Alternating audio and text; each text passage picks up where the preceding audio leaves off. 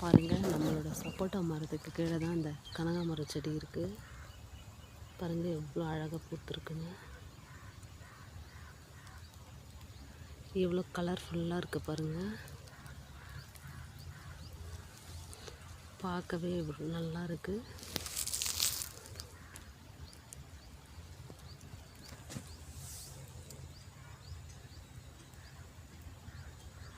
எவ்வளோ கலராக இருக்குது பாருங்கள்.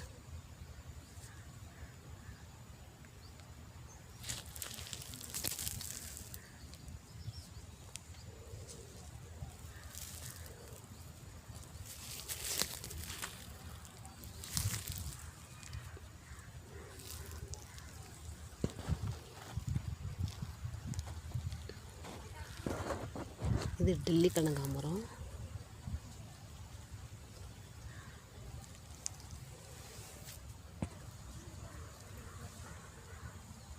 சூப்பராக இருக்குது பாருங்கள்.